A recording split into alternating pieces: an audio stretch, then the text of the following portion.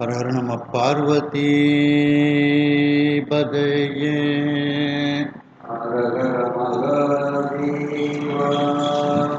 தென்னாடுடைய சிவனே போற்றி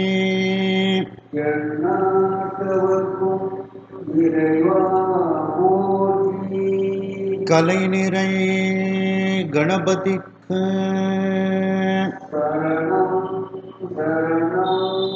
திருச்செந்தூர் முருகனுக்கு திருவாவடுதுறை ஆதீன ஸ்ரீ குருமாசன்யானம் அவர்கள் பொன்னார் திருவடிகளை வணங்கியும், தருமபுர ஆதீனம் நட்சத்திர குருமுனிகள் ஸ்ரீ குருமாசன்யானம் அவர்கள் பொன்னார் திருவடிகளை வணங்கியும், இந்த திருவிளையாடற் புராண சிந்தனையை செவ்வனே நடத்தி கொண்டிருக்கக்கூடிய ஐயா கற்பக விநாயகம் ஐயா, சுப்பிரமணியன் ஐயா, ஆவுடையப்பன் ஐயா, நல்லசிவம் ஐயா, கண்ணன் ஐயா மற்றும் இந்திரா அம்மையார் மற்றும் வந்திருக்கக்கூடிய அனைத்து அன்பர்களுக்கும் எனது பணிவான வணக்கத்தை தெரிவித்துக் கொள்கின்றேன். நாம் இன்றைய தினம் மண் சுமந்த படலம் என்கின்ற திருவிளையாடலில் இருக்கின்றோம்.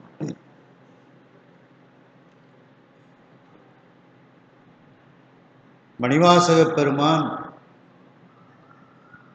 திருவாதவூரில் அவதாரம் செய்தார்கள். அதன் பிறகு அரிமர்த்தன பாண்டியனினுடைய அரசவையில் முதலமைச்சராக ஆனார்கள். பாண்டிய மன்னன் குதிரை வாங்கி வர அனுப்பி வைத்தான். மணிவாசக பெருமான் குதிரை வாங்க கொடுத்த பணத்தை எல்லாம் ஆவுடையார் கோவில் என்ற திருப்பெருந்துறை கோயிலை கட்டியும், அடியார்களுக்கு நல்ல விதத்தில் அன்னம்பாலிப்பு போன்ற செலவுகளை எல்லாம் செய்தும், அடியார்களை கவனிக்கக்கூடிய செலவுகளை செய்தும், ஆலய விழாக்களுக்கு சிறப்பாக செய்தும் செலவிட்டு விடுகின்றார். மன்னன் குதிரை எப்பொழுது வரும் என்று கேட்கின்றான். குறித்த தினத்தில் வரும் என்று கூறுகின்றார். அந்த குறித்த தினத்தில் வரவில்லை, தண்டனை கொடுக்கின்றான்.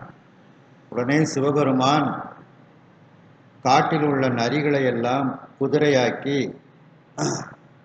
கணங்களை எல்லாம் குதிரை வீரர்களாக ஆக்கி மன்னனிடத்தில் வியாபாரம் செய்துவிட்டு குதிரையை கயிறு மாற்றி கொடுத்துவிட்டு சென்று விடுகின்றார்.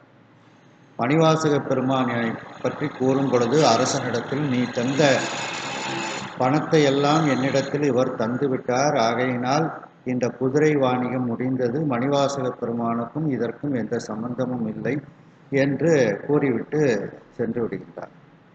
இரவு நேரத்தில் அந்த குதிரைகளெல்லாம் நரிகளாக மாறி, அங்கு ஏற்கனவே குதிரைலாயத்தில் இருந்த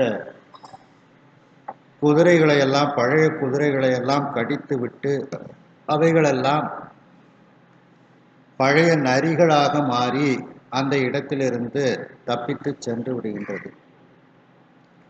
மன்னன் மீண்டும் மணிவாசக பெருமான் தான் தவறு செய்தார் என்று கோபப்பட்டு அவருக்கு தண்டனை கொடுக்கின்றார். உடனே சிவபெருமான் அந்த வைகை ஆற்றில் வெள்ளத்தை பெருகச் செய்கின்றார்.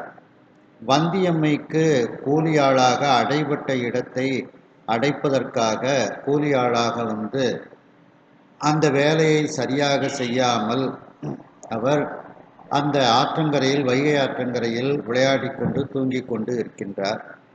மன்னன் சென்று பார்க்கும் பொழுது வந்தியம்மையினுடைய இடம் அடைபடாமல் இருக்கின்றது. அதற்குரிய கூலியாளாக நின்ற அந்த சொக்கநாத பெருமான் மீது கோபப்பட்டு பிரம்பால் அடித்து விடுகின்றார் அவர் முதுகில். அந்த அடி எல்லா ஜீவராசிகள் மீதும் அந்த அடி விழுகின்றது. மன்னனும் தன் மீது அந்த அடி விழுந்ததை நினைத்து பார்க்கின்றான். வந்தது சொக்கநாதரோ அவருடைய திருவிளையாடலோ என்று அவன் நினைத்து பார்க்கும் பொழுதே அசரீரியாக, சுவாமி மணிவாசக பெருமான் மிகவும் நல்லவர், நீ தந்த செல்வத்தை எல்லாம் எனக்குத்தான் அவர் செலவழித்தார், உனக்கு புண்ணியத்தை தேடி தந்திருக்கின்றார், அவரை அவர் போக்கில் விட்டுவிடு, இனிமேல் முதலமைச்சர் பதவி அவருக்கு வேண்டாம், அவர் எனக்கு பணிவிடை செய்ய வேண்டும், ஆகையினால் அவரை அனுப்பி வைப்பாயாக என்று கூறிவிட்டு, நீ இன்னும் பல காலம் நன்றாக வாழ்ந்து என்னிடத்தில் வந்து சேர்வாயாக என்று கூறுகின்றார். அதன்படி அந்த அரிமர்த்தன பாண்டியன் பலகாலம் சிறப்பாக அரசாட்சி செய்து அந்த தன்னுடைய இல்லறத்தின் ஒரு பெருமையாக சகநாதன் என்ற அரசழங்குமரனை பெற்றெடுத்து அவனுக்கு மணிமுடி சூட்டிவிட்டு அவர் இறைவனுடைய திருவடி நிழலை அடைந்தார் அரிமர்த்தன பாண்டியன் என்ற அளவில் சிந்தித்தோம். அதனுடைய தொடர்ச்சி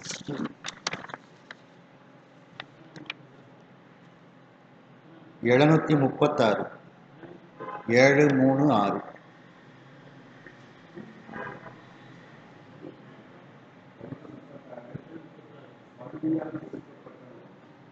வழுதியால் விடுக்கப்பட்ட பாட்டு 91.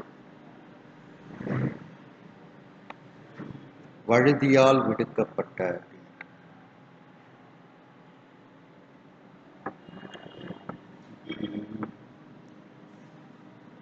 வழுதியால் விடுக்கப்பட்ட வாதவூர் முனிகள் தம்மை வழுதியால் விடுக்கப்பட்ட வாதவூர் முனிகள் தம்மை பழுதிலா பாடல் கொள்வார் பதிபல பணிந்து போந்து பழுதிலா பாடல் கொள்வார் பதிபல பணிந்து போந்து முழுது உணர் மறையோர் வேள்வி புகை அண்டம் முடி கீண்டு ஊழே முழுதுணர் மறையோர் வேள்வி புகை அண்டம் முடி கீண்டு ஊழி எழுவட வரை போல் தோன்றும் எழில் தில்லை மூதூர் சேர்ந்தார் எழுவட வரை போல் தோன்றும்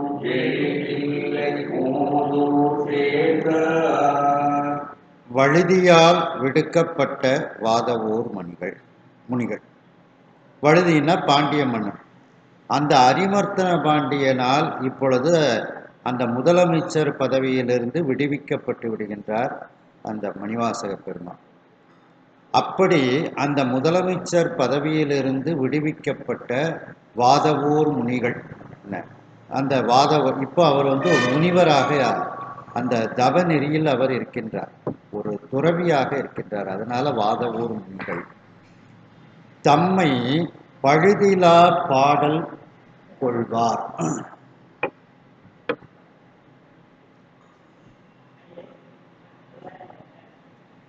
வாதவூர் முனிகள் தம்மை பழுதிலா பாடல் கொள்வார். அந்த மணிவாசக பெருமானிடத்திலிருந்து குற்றமில்லாத பாடல்களை பெற்றுக்கொள்ள வேண்டும் என்று சுவாமி நினைத்ததுனால அந்த மணிவாசக பெருமானிடத்திலிருந்து பல பாடல்களை ஏற்றுக்கொள்வதற்காக அந்த மணிவாசக பெருமான் பல பதிகள், சிவபெருமான் உரையும் பல பதிகள் செல்லக்கூடிய வழியில் பணிந்து அந்த கோயில்களை எல்லாம் வணங்கி கொண்டே அவர் செல்கின்றார். அதாவது மதுரையிலிருந்து இப்போ சிதம்பரத்தை நோக்கி அவங்க செல்லுதாங்க. போகிற பாதையில் பல சிவஸ்தலங்களை எல்லாம் தரிசனம் செய்து அந்த சுவாமிக்கு பாடல்கள்லாம் பாடிட்டு அப்படியே அவங்க போகிறாங்க. முழுது உணர் மறையோர் வேள்வி. இப்போ சிதம்பரத்துக்கு பெருமையை இந்த வரிகளில் சொல்கிறாங்க.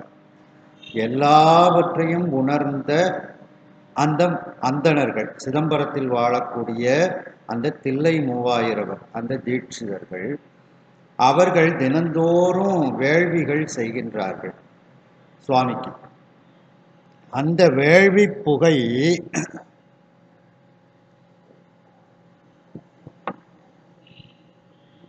அந்த வேள்வி புகையானது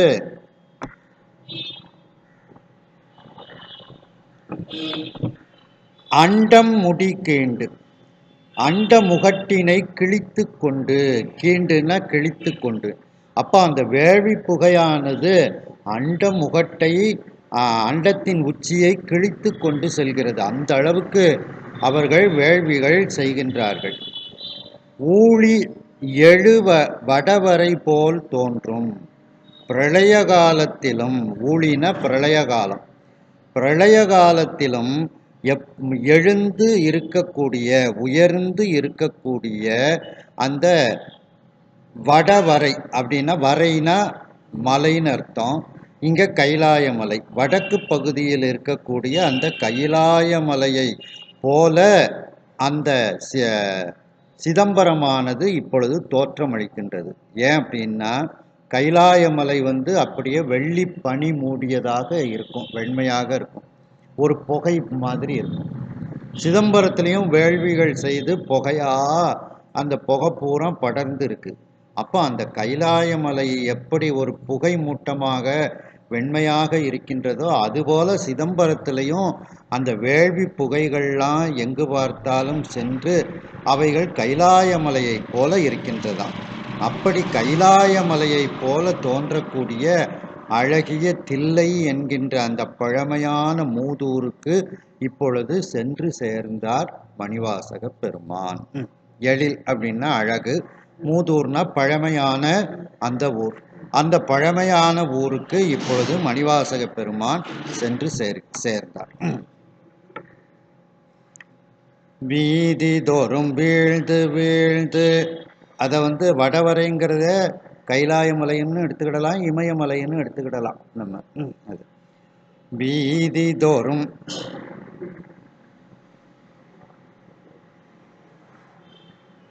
வீதி தோறும் வீழ்ந்து வீழ்ந்து இறைஞ்சி,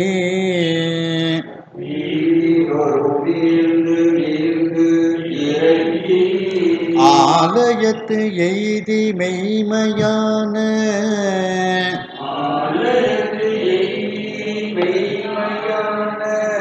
சோதி அறிவு ஆனந்த சுடர் உருவான்,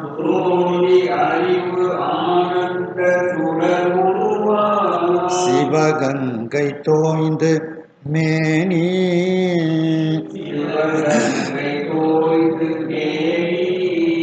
பாதி பகிர்ந்தவள் காண பர ஆனந்த,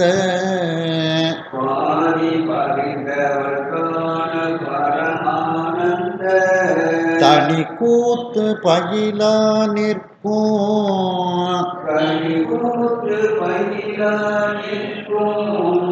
ஆதி அருளாகிய அம்பலம் கண்டு,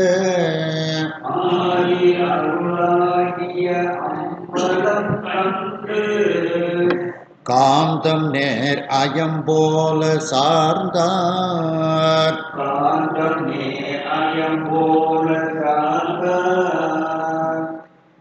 சிதம்பரத்துக்கு போன உடனேயே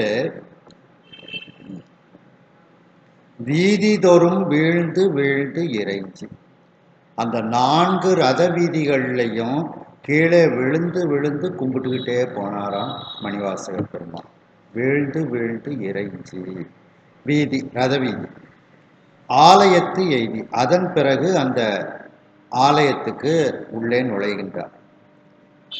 அங்கே மெய்மையான சத்திய உருவமாக இருக்கக்கூடிய சோதி அறிவு ஆனந்த சுடர் உருவாம். சோதி அப்படின்னா ஒளி பொருந்திய, அறிவு ஞானமாக இருக்கக்கூடிய, ஆனந்தம் இன்பமாக இருக்கக்கூடிய, சுடர் உருவாக இருக்கக்கூடிய அந்த சிவகங்கை தீர்த்தத்தில் இப்பொழுது குளிக்கின்றார். சிவகங்கை தீர்த்தம். அப்போ சிவகங்கை தீர்த்தம் எப்படி இருக்கின்றதா?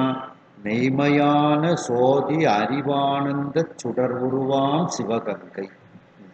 அப்படிப்பட்ட புனிதமான அந்த சிவகங்கை தீர்த்தம், அதில் தோய்ந்துன்னா குளித்து, புனித நீராடி, சச்சிதானந்த சொரூபமாக அந்த சிவகங்கை இருக்கின்றது. மேனி பாதி பகிர்ந்தவள் காண, சிவபெருமானினுடைய உடம்பை பாதியாக பகிர்ந்து எடுத்து கொண்டவள். இறைவனுடைய ஒரு பாதியில் தங்கி இருக்கக்கூடிய சிவகாம சுந்தரி. மேனி பாதி பகிர்ந்தவள்னா சிவகாம சுந்தரி. அந்த சிவகாம சுந்தரி காண சுவாமி நடனம் ஆடுதாரு. அதை பார்த்து கொண்டே இருக்கின்றாளாம் சிவகாமி அம்மை. அப்படி அந்த அம்பிகை காண பர ஆனந்த தனிக்கூத்து. பரன மேலான, மேலான அந்த ஆனந்தத்தை தரக்கூடிய, தனின ஒப்பற்ற, அந்த ஒப்பற்ற அந்த நடனம், அந்த நடனத்தை பயிலான் இருக்கும் அப்படின்னா செய்து கொண்டே இருக்கக்கூடிய, அப்படின்னா நடனம் ஆடிக்கொண்டே இருக்கக்கூடிய அந்த ஆதி, அந்த ஆதியாக இருக்கக்கூடிய நடராஜ பெருமான், அவருடைய அருளாகிய அம்பலம், அவருடைய அருள்தான் அங்கே அம்பலமாக இருக்கின்றது. அந்த நடராஜ பெருமானையும் ஆதியை கண்டு அருளாகிய அம்பலம் கண்டு, அங்கு இறைவனுடைய அருளாக இருக்கக்கூடிய அந்த அம்பலம், அந்த பொன்னம்பலம், அந்த பொற்சபை, அந்த பொற்சபையையும் தரிசனம் செய்து காந்தம் நேர் அயம்போல சார்ந்தார். காந்தத்தால் ஈர்க்கப்பட்ட இரும்பை போல அந்த பெருமானை சார்ந்து அப்படியே தரிசனம் செய்து கொண்டே மணிவாசக பெருமான் இருக்கின்றார். அயம் அப்படின்னா இரும்புன்னு அர்த்தம். அந்த காந்தம் இரும்பை எப்படி பற்றி இழுத்து விடுமோ அதுபோல நடராஜ பெருமான் காந்தமாக இருக்கின்றார், மணிவாசக பெருமான் இரும்பாக இருக்கின்றார். அப்படி அந்த காந்தம் நடராஜ பெருமான் ஆகிய காந்தம் அந்த இரும்பாகிய மணிவாசக பெருமானை ஈர்த்து கொண்டது தன் பக்கத்தில். அப்படி அவர் இருக்கின்றார். இதுல சூத்திரத்தில் சொல்லும்போது காந்தம் கண்ட பசாசத்து அவையே அப்படின்னுட்டு சுஞான போத சூத்திரத்திலையும் வரும். இரும்பு தரு மனத்தேனை ஈர்த்து ஈர்த்து அப்படின்னுட்டு அந்த இதுல இரும்பு போன்ற மனம், மணிவாசக பெருமான் இங்க இரும்பு போல இருந்தாராம். சுவாமி காந்தம் போல அவரை இழுத்து கொண்டார் அப்படின்ட்டு.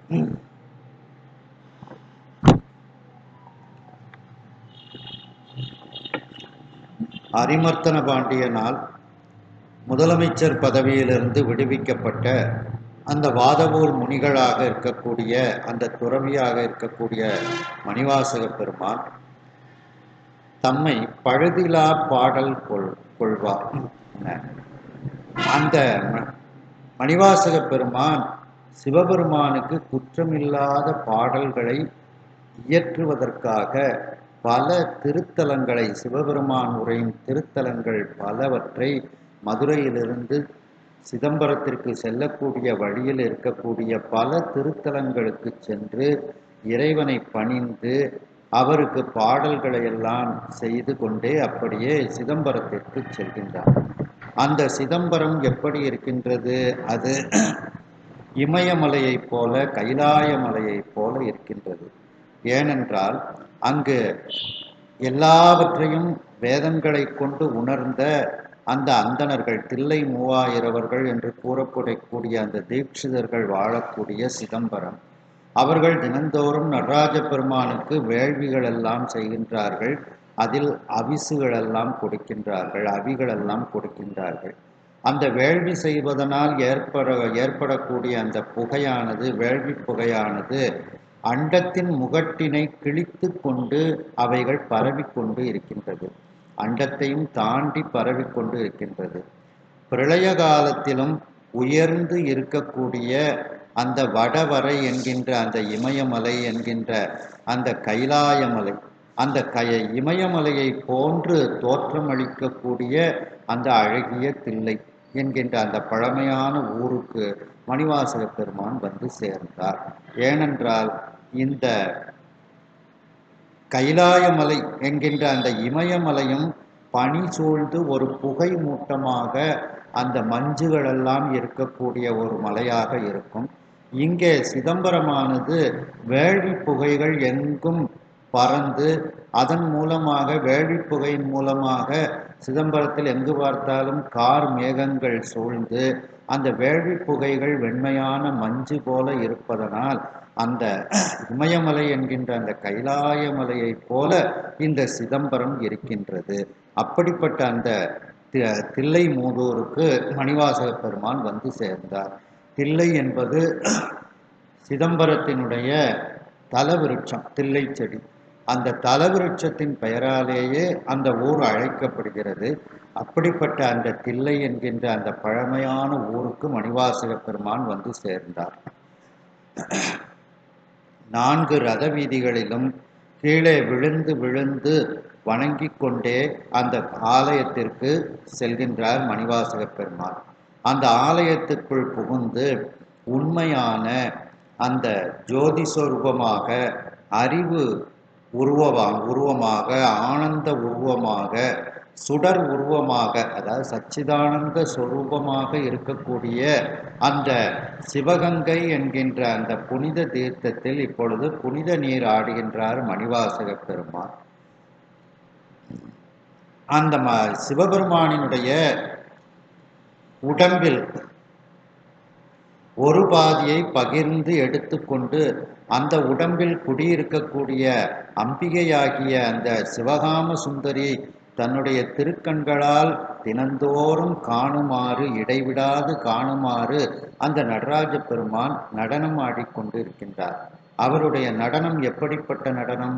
மேலான, ஆனந்தமான, ஒப்பற்ற அந்த கூத்தை அவர் செய்து கொண்டே இருக்கின்றார். பயிலான் இருக்கும்னா செய்து கொண்டே இருக்கின்றார். அப்படி அந்த நடனத்தை இடைவிடாது செய்து கொண்டு இருக்கக்கூடிய அந்த ஆதியாகிய அந்த நடராஜ பெருமான், ஆதி அருளாகிய அந்த நடராஜ பெருமான் வீற்றிருக்கக்கூடிய அந்த அம்பலத்தை, பொன்னம்பலத்தையும் தரிசனம் செய்து அங்கு நடனமாடக்கூடிய நடராஜ பெருமானையும் சிவகாமி அம்மையையும் தரிசனம் செய்து காந்தத்தால் இழுக்கப்பட்ட இரும்பை போல அங்கு நின்று கொண்டு தரிசனம் செய்து கொண்டு இருக்கின்றார் மணிவாசக பெருமான். இதுல திருவம்பாவையில சொல்லும் போது கூட சுவாமியும் அம்பாளுமாகவே அந்த தீர்த்தம் இருக்கின்றதாம். பைங்குவளை கார்மலரால் செங்கமல பைம்போதால் அங்கம் குறுகினத்தால் பின்னும் அரவத்தால் தங்கள் மலம் கழுவுவார் வந்து சார்தலினால் எங்கள் பிராட்டியும் எம் கோணும் போன்று இசைந்த பொங்கு மடுவில் புகப்பாய்ந்து பாய்ந்து நம் சங்கம் சிலம்பு கலந்து ஆர்ப்ப கொங்கைகள் பொங்க குடையும் புனல் பொங்க பங்கைய பூம்புணல் பாய்ந்து ஆடு ஏல்வோர் எம்பாவாய்.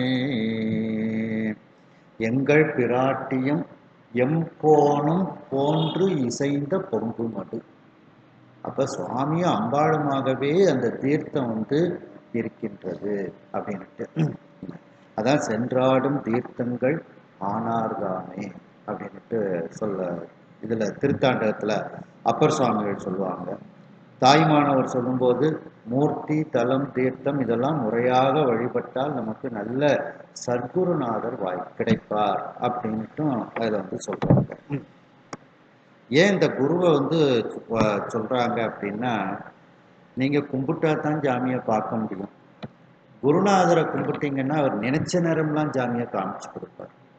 அதனாலதான் குருநாதருக்கு நம்ம சைவ சமயத்துல ஒரு தனி மதிப்பு.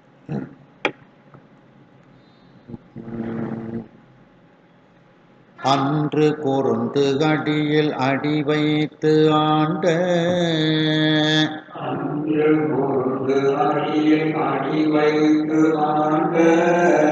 கோலமே அருளானந்த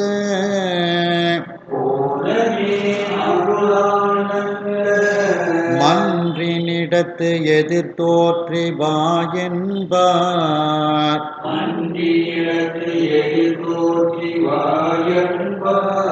என மூரல் மணிவாய் தோற்றி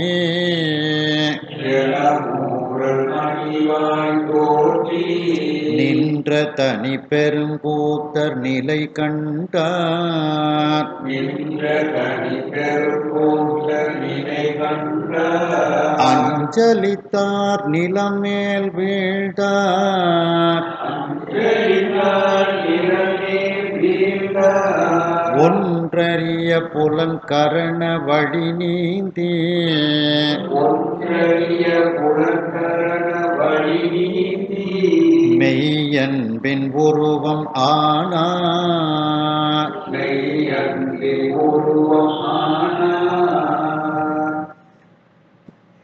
அன்று குறுந்தடியில் இதற்கு முந்திய காலத்தில் திருப்பெருந்துறை என்கின்ற அந்த ஆவுடையார் கோவில் திருத்தலத்தில் குருந்த மரத்தின் கீழ் இருந்து, குருந்து அடியில்னா குருந்த மரத்தின் கீழ் இருந்து நமக்கு அன்றைக்கு குருநாதனாக இருந்து அருள் செய்த அந்த பெருமான் சிவபெருமான் அடி வைத்து ஆண்ட திருவடியை சுவாமி மணிவாசக பெருமான் தலை மீது வைக்கின்றார், திருவடி தீட்சை கொடுக்கின்றார். அதான் அடி வைத்து ஆண்ட. தன்னுடைய திருவடியை மணிவாசக பெருமானினுடைய தலையில் வைத்து அவரை தன்னுடைய அடிமையாக கொண்ட அந்த கோலமே, அந்த குருநாதரினுடைய உருவம்தான் அருள் ஆனந்த மன்றினிடத்து. அருளும் ஆனந்தமுமாக இருக்கக்கூடிய, அருள் உருவமாக ஆனந்த உருவமாக இருக்கக்கூடிய மன்று, அந்த பொன்னம்பலம். மன்றுனா பொன்னம்பலம். அந்த மன்றினிடத்து, அந்த பொன்னம்பலத்தில் அந்த நடராஜ பெருமான் ஆடிக்கொண்டிருக்கின்றார். அந்த பெருமான் மணிவாசக பெருமானுக்கு எதிரில் தோற்றி, மணிவாசக பெருமானுடைய எதிரில் காட்சி கொடுத்து, அதாவது நடராஜ பெருமானாவும் காட்சி கொடுக்கிறாரு, அந்த குருந்த மரத்துல அன்றைக்கு ஆட்கொண்ட அந்த குருநாதராகவும் காட்சி கொடுக்கிறார். ரெண்டு காட்சி கொடுக்கிறார். அப்படி எதிர் தோற்றி மணிவாசக பெருமானுடைய எதிரில் அந்த ஆவுடையார் கோவிலில் ஆட்கொண்ட அந்த குருநாதரினுடைய தோற்றத்தை காண்பிக்கின்றார். எதிர் தோற்றி வா என்பார். இங்கே வா என்று அழைப்பது போல அந்த நடராஜ பெருமான் காட்சி கொடுத்தாராம். என்ன என்பார் என மூரல் மணிவாய் தோற்றி என்று அந்த புன்சிரிப்பு தோன்றுமாறு சுவாமி சிரிச்சாராம். ஒரு புன்முறுவல் பூத்தாராம். என்ன என்று வந்தாய் என்னும் எம்பெருமான்தன் திருக்குறிப்பே அப்படின்னுட்டு நாவுக்கரசு பெருமானும் சொல்றாங்க. அதே மாதிரி சுவாமி ஒரு புன்முறுவல், மூரல் அப்படின்னா புன்முறுவல், மணிவாய் தோற்றி, அந்த மணி போன்ற அந்த வாயில் ஒரு புன்முறுவல் பூத்து காட்சி கொடுக்கின்றார். அந்த புன்முறுவல் எப்படி இருக்கின்றதா, இங்கே வா அப்படின்னு அழைப்பது போல இருந்ததா. தோற்றி நின்ற தனி பெருங்கூத்தர் நிலை கண்டார். அங்கே நின்று நடனமாடக்கூடிய, ஒப்பற்ற பெரும் கூத்து ஆடக்கூடிய அந்த நடராஜ பெருமானினுடைய அந்த நடனத்தை கண்டார், நிலை கண்டார், அந்த நடனத்தை கண்டார். அஞ்சலித்தார், அப்படியே சுவாமிக்கு அஞ்சலி செய்கின்றார். நிலம் மேல் விழுந்தார், அப்படியே தரையில கீழே விழுந்து சுவாமியை வணங்குகின்றார். அட்டாங்க நமஸ்காரம் செய்கின்றார். ஒன்று அறிய புலங்கரண வழி நீந்தி, அதாவது இந்த ஐம்புலன்கள், 4 அந்தக்கரணங்கள், இவைகள்லாம் ஒன்னா சேராது. அதுதான் கண் ஒன்று காண காதொன்று கேட்க அப்படின்னுட்டு சொல்லுவாங்க. ஏதோ நான் ஒரு பூஜை பண்ணினேன் அப்படின்ட்டு. என்ன அப்படின்னா, பாரியார் சாமி தான் இதை அடிக்கடி சொல்லுவாங்க. பூஜை பண்ணிட்டு இருப்பாங்க வீட்டில், அங்கே தாளிசம் நடக்கும். இட்லி ரெடி ஆயிட்டா, சட்னி ரெடி ஆயிட்டா அப்படின்பாங்க. அப்போ மூக்கு சாமியை நினைக்கல, மூக்கில் அந்த வாசனை வந்துருது. அப்போ எப்படி அப்படிங்கிறதுனா, எல்லாமே சுவாமிகிட்ட ஒடுங்கணும். அந்த நேரத்தில் என்ன நடந்தாலும் நமக்கு தெரியக்கூடாது. 5 பேர் அறிவும் கண்களே கொள்வார் ஒன்று இருந்து நினைவு அப்படின்னு. அதைத்தான் இதை ஒன்று சேர்க்க முடியாதுங்கிறதுனால தான் ஒன்றறிய அப்படின்னா ஒன்று சேர்க்க முடியாது. அதையெல்லாம் ஒன்று சேர்த்து சுவாமியை வழங்கினாராம். புலன் புலன் என்னது? சுவை, ஒளி, ஊறு, ஓசை, நாற்றம் அப்படின்னு. சைவ சித்தாந்தம் படித்தவங்க புலன்கிறதுக்கு இதை கரெக்டாக சொல்லுவாங்க. மற்றவங்க இந்த பொறிகளை சொல்லிடுவாங்க, மெய்வாய் கண் மூக்கு செவி அப்படின்ட்டு. புலன் வேறு, பொறி வேறு. அப்போ இந்த சுவை, ஒளி, ஊறு, ஓசை, நாற்றம், கரணம், அந்த கரணம் இது புறக்கருவிகள். அந்த கரணம் அகக்கருவிகள். மனம், புத்தி, சித்தம், அகங்காரம் இவைகள் அனைத்தும் அந்த கரண வழி நீந்தி அது இறைவனிடத்துல சேரதுக்கு, இறைவனை தரிசனம் செய்யறதுக்கு வழி விடாது. அது ஒரு பெரிய கடல் தான். இந்த 9ஐயும் மீறி நம்ம ஒன்று சேர்த்து அந்த 9லையும் நடராஜ பெருமானை செலுத்தி வழிபடுவதுங்கிறது கஷ்டம்தான். அப்படி இந்த 9 இவைகளையும் இந்த கருவிகள் வழியாக நீந்தி அப்ப இந்த கருவிகளையெல்லாம் ஒன்று சேர்த்து மெய்யன்பின் உருவமானார். அதாவது இந்த சுவை, ஒளி, ஊறு, ஓசை, நாற்றம், மனம், புத்தி, சித்தம், அகங்காரம் எல்லாமே நடராஜ பெருமான தரிசனம் பண்ணுச்சு. ஒன்று கூட அதுல இருந்து விலகலை அப்படின்ட்டு. இது நல்லா புரியணும் அப்படின்னா, இப்போ நடராஜ பெருமான் முன்னால நல்ல நெய் பொங்கல் வச்சிருக்காங்க. அப்போ நம்ம சுவை நெய் பொங்கல்ல போயிடக்கூடாது, நடராஜ பெருமான்ட்டு தான் போகணும். அதுபோல ஒரு உதாரணத்துக்கு அப்போ எல்லாமே நடராஜ பெருமான்கிட்ட தான் அங்கே நிற்கணும் அப்படிங்கிற இதில் அந்த வழியை நீந்தி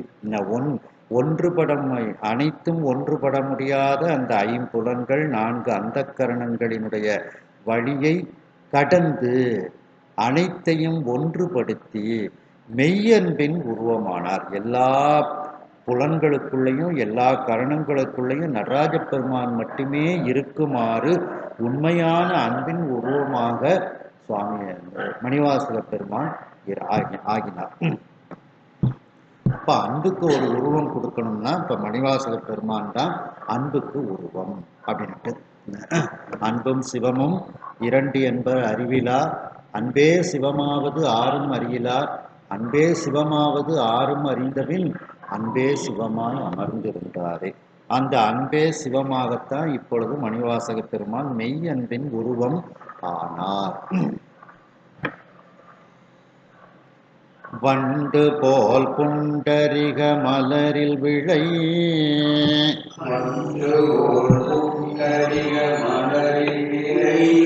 சிவானந்த மதுவை வாரே,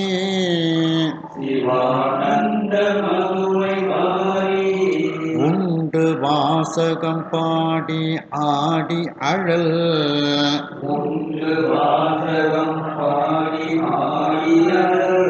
வெண்ணையென உருகும் தொண்டரு,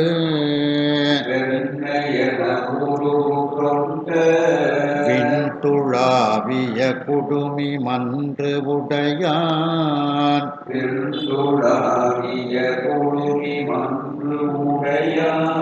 திருவாக்கால் மிகுந்த நேயம்,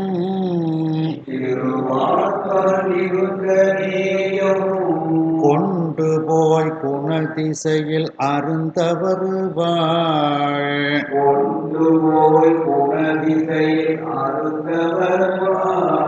தபோவனத்தை குறுகி அங்கன்,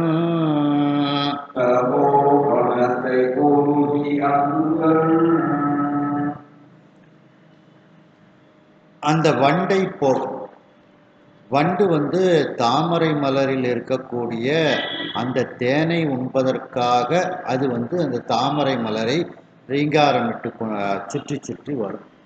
வண்டு போல் புண்டரிகம்னா தாமரை, அந்த புண்டரிக மலரில் தாமரை மலரில் விளையக்கூடிய அந்த மதுவை வாரி உண்டு வண்டு வந்து அந்த தேனை வாரி உண்டு கொண்டு இன்பத்தில் இருக்கும். அந்த வண்டை போல மணிவாசக பெருமானும் வண்டு எப்படி தேடி தேடி சென்று தேனை குடிக்கின்றதோ அதுபோல மணிவாசக பெருமானும் பலகாலம் இறைவனை தேடியதனால் அவருடைய திருவடியாகிய தாமரை மலர் அவருக்கு கிடைத்தது. இப்ப புண்டரிக மலர்னா இறைவனுடைய திருவடியாகிய தாமரை மலர்னு அர்த்தம் எடுத்துக்கிடணும். அப்போ அந்த இறைவனுடைய திருவடியாகிய தாமரை மலரில் என்ன தேன் வந்து அதுல கிடைக்கும்? சிவானந்த தேன் கிடைக்கும். என்ன அந்த சிவானந்த தேனை அப்படியே மணிவாசக பெருமான் வாரி அதை சாப்பிட்டு கொண்டு அவர் இருந்தார். சுவாமியினுடைய திருவடி தாமரையில் இருக்கக்கூடிய அந்த தேனை உண்டு கொண்டு இருந்தார் மணிவாசக பெருமான். வாசகம் பாடி உடனே நடராஜ பெருமான் மேல பதிகம் பாடுறார். என்ன தில்லைக்குன்னு நிறைய பதிகம் பாடுறாங்க. கண்டப்பத்து அணிகொள் தில்லை கண்டேனு அப்படின்னுட்டுலாம் அந்த கண்டப்பத்துலாம் சிதம்பரத்தில் நடராஜ பெருமானுக்கு பாடிய இது பதிகங்கள். அப்படி அந்த வாசகம் பாடி திருவாசகம் பாடி சுவாமிக்கு பதிகம் பாடுறார். ஆடி பாடுவதோடு மட்டுமல்லாமல் அந்த பாடலைக்கு தகுந்தாற் போல ஆடிக்கொண்டு அந்த இன்பத்தில் அவர் இருக்கின்றார். அழல் வெண்ணெய் என உருகும் தொண்டர். நெருப்புல போட்ட வெண்ணெய் எப்படி உருகுமோ அதுபோல மணிவாசக பெருமானினுடைய உள்ளம் அப்படியே உருகி கொண்டு இருக்கின்றது. விண்துழாவிய குடுமி மன்று உடையான் திருவாக்கால். அந்த ஆகாயத்தை துளாவக்கூடிய ஆகாயத்தை தொட்டு கொண்டு இருக்கக்கூடிய முடியை உடைய அந்த கோபுரத்தை உடைய மன்று அந்த பொன்னம்பலம், அந்த பொன்னம்பலத்தை உடையவனாகிய அந்த நடராஜ பெருமான். அந்த 4 கோபுரங்களும் பார்த்தீங்கன்னா ஆகாயத்தை தொட்டு கொண்டு இருப்பது போல இருக்கும். சிதம்பரத்தில் 4 திசையிலும் உள்ள கோபுரங்கள் ஆகாயத்தை தொட்டு கொண்டு இருக்கும். விண் துளாவிய ஆகாயத்தை தொட்டு கொண்டு இருக்கக்கூடிய உச்சியை உடையதாக முடியை உடையதாக இருக்கக்கூடிய அந்த கோபுரத்திற்கு நடுவில் அந்த மன்றுனா நடனமாடக்கூடிய இடம், இங்க பொன்னம்பலம். அந்த பொன்னம்பலத்தை நடனமாடக்கூடிய இடமாக வசிக்கக்கூடிய இடமாக உடைய அந்த நடராஜ பெருமான் என்ன திருவாக்கு மணிவாசக பெருமானுக்கு கொடுத்திருந்தாரு? தில்லைக்கு வா, சிதம்பரத்துக்கு வா அப்படின்னுட்டு ஏற்கனவே மணிவாசக பெருமான்கிட்ட சொல்லிட்டார். அதனால நாம சிதம்பரத்துக்கு வந்துட்டோம். சுவாமி சொன்னதை முதல்ல கேட்டுட்டோம். எப்படி நமக்கு இந்த திருத்தலத்துல நமக்கு முக்தி கொடுப்பார் அப்படிங்கிற சந்தோஷம், அந்த சந்தோஷத்தின் காரணமாக நடராஜ பெருமான் மீது அதிகமான அன்பு ஏற்பட்டது. திருவாக்கால் என்ன திருவாக்கால்? சிவபெருமான் மணிவாசக பெருமானுக்கு தில்லைக்கு வருக என்று கூறிய அந்த திருவாக்கை நினைத்து பார்க்கின்றார். அந்த திருவாக்கை நினைத்து பார்த்ததனால் அந்த நடராஜ பெருமான் மீது இன்னும் அன்பு நேயம் வந்து அதிகமாகுச்சான். மிகுந்த நேயம் கொண்டு நடராஜ பெருமான் மீது மிக அதிகமான அன்பை வைத்து கொண்டு அந்த இடத்திலிருந்து கோயிலிருந்து வெளியிலே வந்து அந்த கோயிலுக்கு கிழக்கு பக்கத்தில் குணதிசை, குணம்னா கிழக்குன்னு அர்த்தம், அந்த கிழக்கு திசையில இருக்கக்கூடிய ஒரு தபோவனம். அங்கே ஏற்கனவே மிகப்பெரிய தவசீலர்கள்லாம் அங்கே வாழ்ந்து கொண்டிருக்கின்றார்கள். அந்த தவசீலர்கள் வாழக்கூடிய அந்த அருமையான தபோவனத்தை அடைந்து அங்கே அவர் தங்கி இருக்கின்றார் மணிவாசக பெருமான். அப்போ அந்த கோயிலுக்கு கிழக்கு பக்கத்துல ஒரு தபோவனம், ஒரு காடு இருக்குது. அந்த தபோவனத்துல மணிவாசக பெருமான் சென்று அங்கே தங்கி இருந்து கொண்டு சுவாமியை தரிசனம் பண்ணி கொண்டு அவர் இருக்கின்றார்.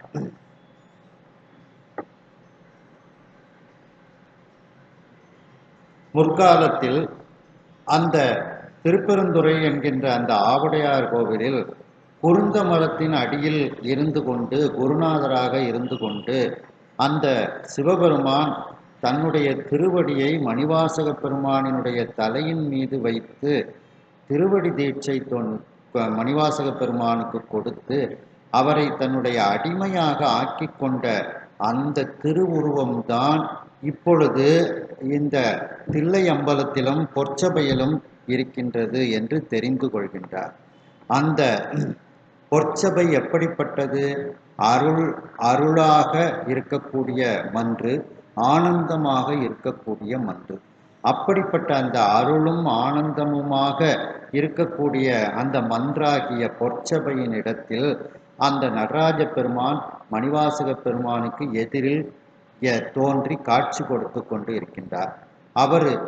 அவரை எதிரில் பார்த்தவுடன் எப்படி மணிவாசக பெருமானுக்கு தோன்றியது? இங்கே வா என்பது போல தோன்றியதாம். அந்த நடராஜ பெருமானும் இங்கே வா என்று கூறுவது போல புன்முறுவல் தன்னுடைய மணிவாயில் பூத்து கொண்டு அவருக்கு காட்சி கொடுத்து கொண்டு இருக்கின்றார். அப்படி அந்த புன்முறுவலை பார்த்தவுடன் இங்கே வா என்று அழைப்பது போல மணிவாசக பெருமானுக்கு அது இருந்தது. அப்படி அங்கு நின்று நடனமாடக்கூடிய ஒப்பற்ற அந்த பெரும் கூத்தராகிய அந்த நடராஜ பெருமானினுடைய அந்த கூத்து நிலைகளை எல்லாம் கண்ணால் தரிசனம் செய்தார், அஞ்சலி செய்தார். கீழே விழுந்து மணிவாசக பெருமான் வணங்கினார். ஒன்று சேர்க்க முடியாத அந்த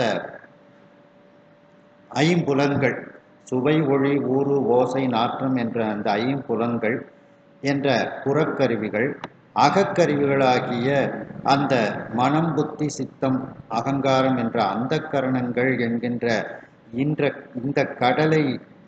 இந்த கடலின் வழியாக நீந்தி கொண்டு அவர் இந்த கடலை கடந்து கொண்டு உண்மையான அன்பினுடைய உருவமாக இப்பொழுது மணிவாசக பெருமான் அந்த நடராஜ பெருமான் எதிரில் நின்று கொண்டு இருக்கின்றார். ஒரு வண்டு எப்படி தாமரை மலரை சுற்றி சுற்றி அந்த மலர் விரிந்தவுடன் அதில் விளைந்து இருக்கக்கூடிய அந்த தேனை வாரி உண்டு இன்பம் அடையுமோ, அதுபோல மணிவாசக பெருமானும் அந்த வண்டை போல பல திருத்தலங்களை எல்லாம் தரிசனம் செய்து கொண்டு இப்பொழுது அந்த இதய தாமரையாக இருக்கக்கூடிய சிதம்பரமாகிய அந்த திருத்தலத்தில் அந்த வீற்றிருக்கக்கூடிய அந்த இதய தாமரையில் வீற்றிருக்கக்கூடிய அந்த நடராஜ பெருமான் அவருடைய திருவடி எப்படி இருக்கின்றது?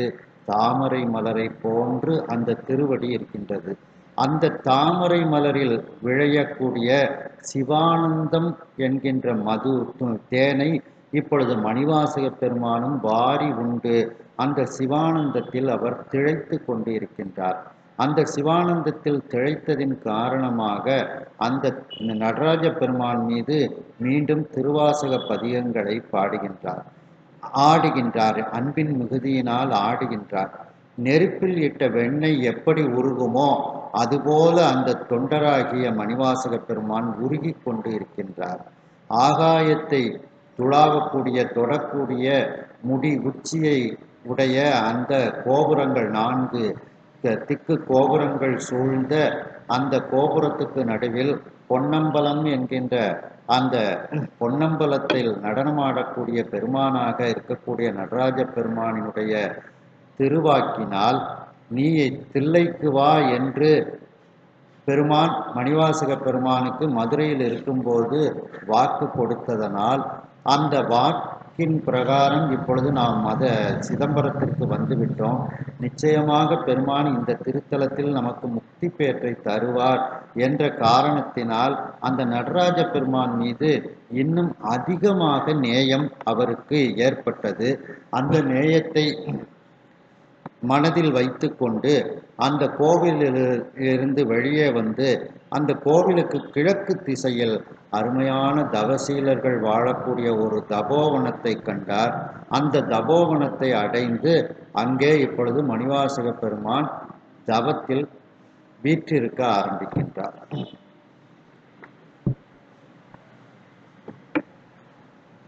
குறி குணங்கள் கடந்த தனி கூத்தன்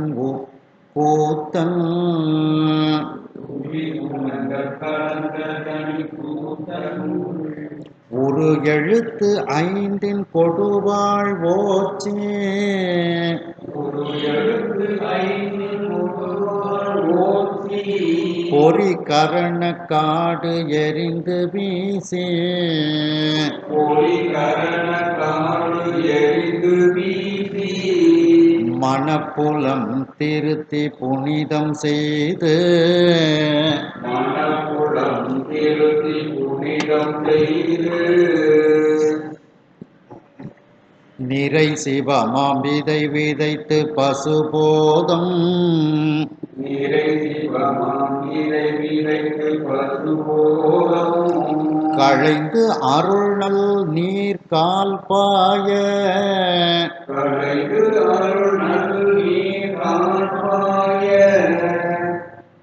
அறிவு உருவாய் விளைந்த தனிப்பர ஆனந்த அறிவு உருவாய் விளைந்த தனி பரமானந்த அமுது அருந்தாது அருந்தி நின்றார் அமுது அருந்தது அருந்தி நின்றார்.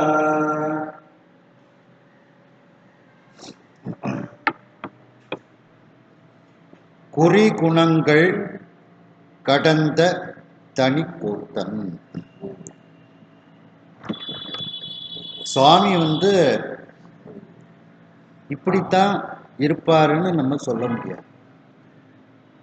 அதனாலதான் குறி கடந்த தனி கூத்தன். தனினா ஒப்பற்ற கூத்தன். அதே மாதிரி குணங்கள், அந்த குணங்களையும் கடந்தவனாக அவன் இருக்கின்றான்.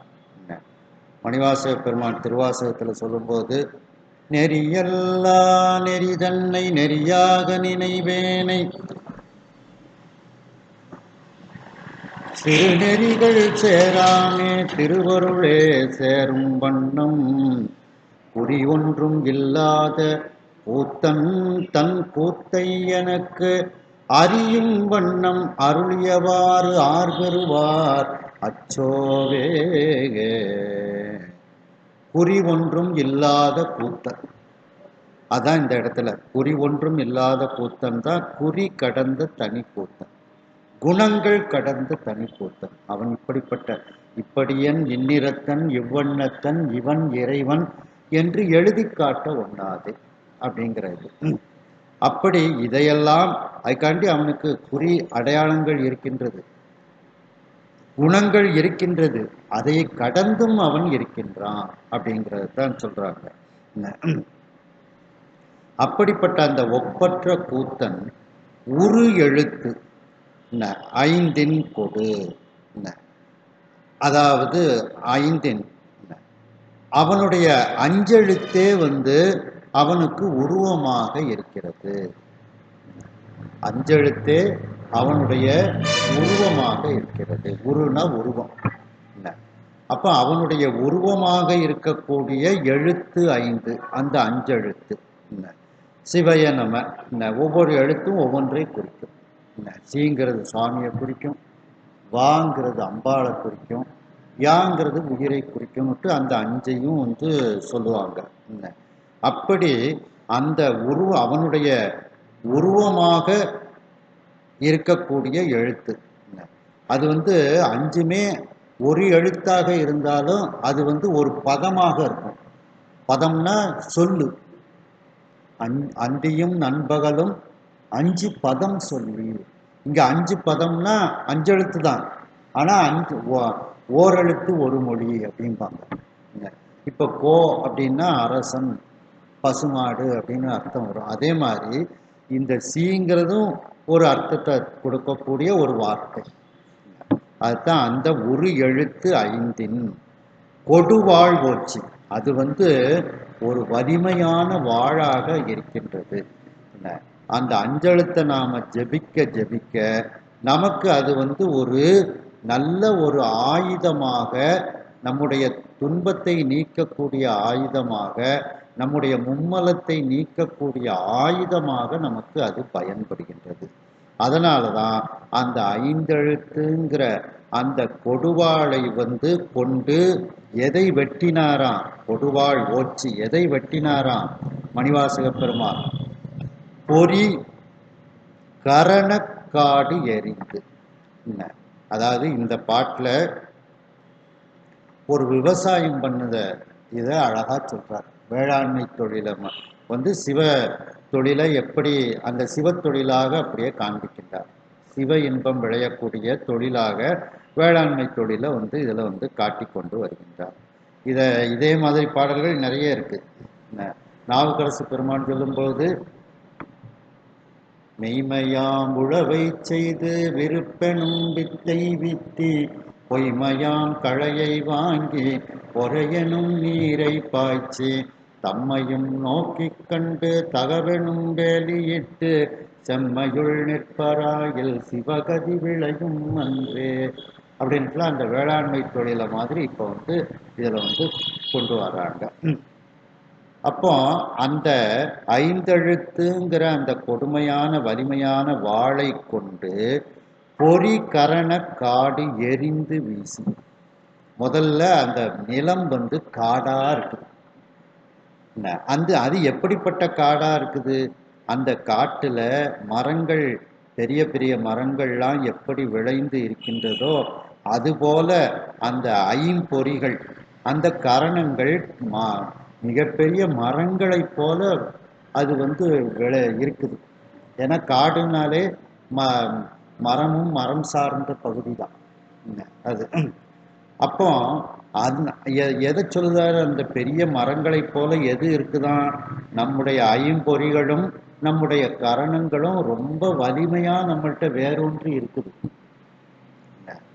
இத்தனை மணிக்கு கோயில்ல போனா இந்த தரிசனத்தை நம்ம பார்க்கலாம் அப்படின்னுட்டு மனம் சொல்லும். ஆனா டிவியில இந்த சீரியல் வருமே, இந்த சீரியலை பார்க்காம நம்ம எப்படி கோயிலுக்கு போக முடியும்? கடைசியில வெற்றி பெறுவது சீரியல் தான் வெற்றி பெறும். அதனாலதான் அந்த மரம் எப்படி பிரம்மாண்டமா வளர்ந்து இருக்குதோ அதுபோல இந்த நம்முடைய பொறிகளும் கரணங்களும் மிகப்பெரிய காடு மாதிரி வளர்ந்து இருக்கின்றதாம். அது என் உடன் பிறந்த ஐவரும் பகையே அப்படின்பார். யார் துணை என்றால் அப்படின்னு. அப்போ டிவி சீரியலை பார்த்துட்டு சாமியை கும்பிடுவோமே, இன்னைக்கு இந்த டிவி சீரியலை விட்டா நாளைக்கு இந்த டிவி சீரியல் வராத, சாமியை நாளைக்கு கூட போய் பார்த்துக்கிடலாமேன்னுட்டு வெற்றி மனம்தான் அடி. அதையெல்லாம் அப்படியே அழிக்கின்றார். இப்போ அந்த ஐந்தெழுத்து அப்படிங்கிற வாளை வைத்து கொண்டு அந்த ஐம்பொறி, இந்த இடத்துல பொறிங்கும் போது மனம், மெய்வாய் கண்மூக்கு செவி அப்படின்னுட்டு எடுத்துக்கிடணும். கரணம், அந்த கரணம், அந்த மனம் புத்தி சித்தம் அகங்காரம், இது காடு மாதிரி விளைந்து இருக்கின்றது. அந்த ஐந்தெழுத்துங்கிற வாளை கொண்டு இந்த காட்டை முதலில் நாம் சுத்தம் செய்கின்றோம். மரத்தை எல்லாம் வெட்டி சமப்படுத்தி அந்த காட்டை நல்ல விவசாயத்துக்கு ஏற்றாற் போல முதலில் பண்படுத்துகின்றோம். காடு எரிந்து வீசி மனப்புலம் திருத்தி, அதுக்கப்புறம் மனசாகிய வயலை திருத்தி அமைக்கின்றோம். மனம், புலம்னா வயல்னு அர்த்தம். அப்ப அந்த மனமாகிய வயலை முதல்ல திருத்தி அமைக்கின்றோம். புனிதம் செய்து, புனிதம் செய்துன்னா அதாவது நீரை பாய்ச்சி அப்படின்னுட்டும் அதில் அர்த்தம் எடுத்துக்கிடலாம். ஏன்னா புனிதம் செய்து அப்படிங்கும்போது இந்த பஞ்சகவ்யம், வருண தீர்த்தம் இதையெல்லாம் வச்சு தெளிப்பாங்க. அப்போ அது புனிதம் செய்து. அதுபோல இந்த நிலத்திலும் அந்த பஞ்சகவ்யமே ஒரு உரமாக அமையும். அப்ப அந்த புனிதத்தை செய்து நிறை சிவமாம் விதை விதைத்து, எங்கும் நீக்கமர நிறைந்த அந்த சிவபெருமானை விதையாக அந்த வயலில் நாம் விதைக்கின்றோம். பசுபோதம் களைந்து, சரி விதைய விதைச்ச உடனே அது கொஞ்சம் கொஞ்சமா வளர ஆரம்பிக்கும். வளர ஆரம்பிக்கும் போதே களையும் கூட சேர்ந்து வளரும். களை தான் நல்லா வளரும். வளர்ந்து நான் களை அப்படின்னுட்டு அது தனியா எடுத்து காட்டும். அப்போ அந்த களை எது? நம்முடைய பசு போதும். பசுவினுடைய அறிவு, உயிரினுடைய அறிவு. அந்த உயிரினுடைய அறிவு அப்படிங்கிற அந்த களையை இப்பொழுது வெட்டி எடுக்க வேண்டும். களை களைந்து அருள் நல் நீர் கால் பாய, அருளாகிய நீர், அந்த நல்ல நீரை அந்த விதை விதைக்கும் போது அதில் சின்ன நீர்க்கால்களை உருவாக்கியிருப்பாங்க. இல்லை அந்த வயலுக்குள் அந்த நீரை பாய்ச்ச வேண்டும். அருளாகிய நீரை பாய்ச்ச வேண்டும். அறிவு உருவாய் விளைந்த தனிப்பர ஆனந்த அமுது. இவ்வளவும் செஞ்ச உடனே அது அப்படியே விளைகின்றது.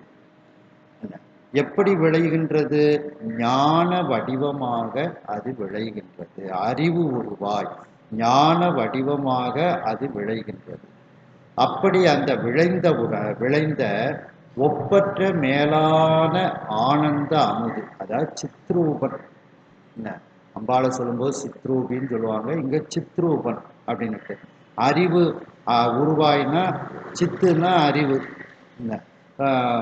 உருவம்னா வடிவம், ரூபம். அப்போ சுவாமி அறிவு உருவமாக சித்ரூபமாக அப்படியே விளைந்து நிற்கின்றார். அப்படிப்பட்ட அந்த இறைவனினுடைய ஒப்பற்ற மேலான ஆனந்த அமுதை நாம் அப்படியே அருந்தி கொண்டு இருக்கின்றோம். அந்த வயல்ல விளைந்த அந்த பயிரை நாம் அனுபவித்து கொண்டு இருக்கின்றோம். இங்க பயிர்ங்கிறது என்னது? அந்த மேலான ஆனந்த அமுது. இப்ப அந்த வயல்ல தான் நெல் விளைஞ்ச உடனே அந்த நெல்லை எடுத்து நம்ம அரிசியாக்கி அந்த அமுதமாக சாப்பிடுதோம். அதுபோல இங்க சிவபெருமான் அப்படியே அந்த வயல்ல விளைந்து இருக்கின்றார். அவருடைய ஆனந்த அமுதத்தை நாம் அருந்தி கொண்டு இருக்கின்றோம். அதுபோல மணிவாசக பெருமான் அந்த ஞான அமுதை, மேலான ஆனந்த அமுதத்தை அருந்தி கொண்டு அவர் இருந்தார். அருந்தாது அருந்தி நின்றார் அப்படின்னா அருந்தி கொண்டு இருந்தார் அப்படின்ட்டு அதுக்கு அர்த்தம் எடுத்துக்கிறோம். அந்த மெய்மையாம் உழவை செய்துங்கிற மாதிரி தான் இதுவும். அந்த ஒரு வேளாண்மை தொழிலை அப்படியே சிவபெருமானோட ஒப்பிட்டு அந்த வேளாண்மை தொழிலை இதில் சொல்றாங்க.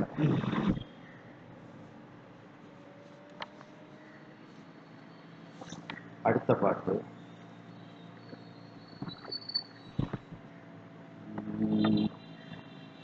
மான் நிறையும் குயவரியும் வந்து ஒருங்கு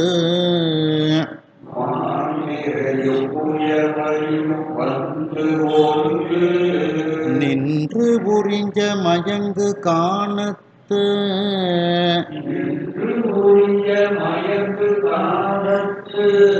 ஆண் நிறை கன்று என இறங்கி மோந்து நக்க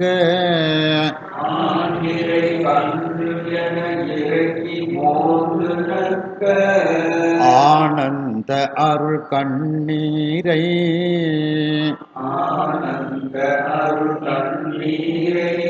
கான்னிறை புள்கினம் பருக கருணை நெடும்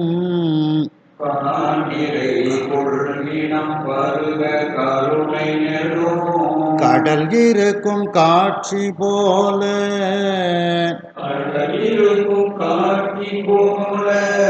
பால் நிற வெண்ணேற்று அன்பர் அசைவு இன்றே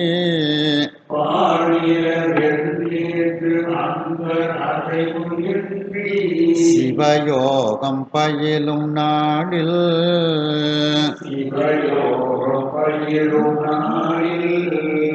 அது அசைவு என்று எழுத்து மாறி கிடக்கு.